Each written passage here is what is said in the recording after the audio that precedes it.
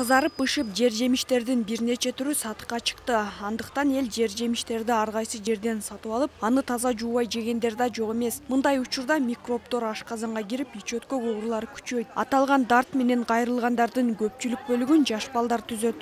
Жер жемиштер бышаар замат ич-өткөк оорусу дагы пайда болот. Негизинен бул оору бактерия, башкача айтканда жер жемиштерди жууп жебегенден улам пайда болот. Учурда номер 1 үй бүлөлүк дарыгерлер борборуна күн сайын 5-6 адам ушул оору менен кайрылып жатат. Жыл мезгилдерине карата оорулар да чыгып, кээ бир айларда өзгөчө күчөйт. Бул оору июнь айынан баштап октябрга чейин уланат. Дарыгерлердин айтымында эң көп дегенде бир күндө ич-өткөк оорусу менен 15тен ашуун адам кайрылат. Азыркы учурда пандемияга карабастан инфекционист дарыгерлер Ош шаарында жетиштүү. Ич-өткөндүн симптомдору бул биринчи температура чыгышы мүмкүн, кусушу мүмкүн, же болбосо көөн айланышы мүмкүн, ичи келет. Ичи суу келип 3 жолудан көп келсе, биз ич-өткөн деп эсептейбиз. Ич-өткөндө эмне кылыш керек ата-энелер?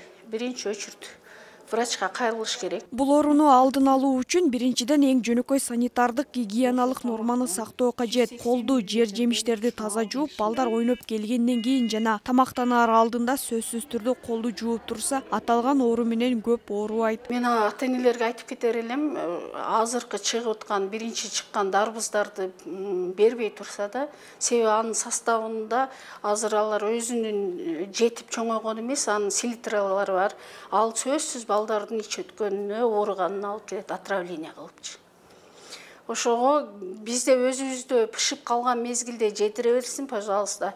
Анда уже коркунучтуу жок да. Азыркыны каерде кантип пышканын биз билбейбиз. Азыр тез бузула турган азык-түлүктөн абайлоо керек. Жараксыз болгон азык-түлүк түрдүү ооруларга, анын ичинен уулануу жана ич-өткөккө алып келет. Коронавирус пандемиясынан улам ошондой эле ич-өткөктү алдын алуу үчүн ата-энелер балдарынын тамактануусун көзөмөлгө алып, жакшы бышелек жер жемиштерди жедирбөөсү зарыл.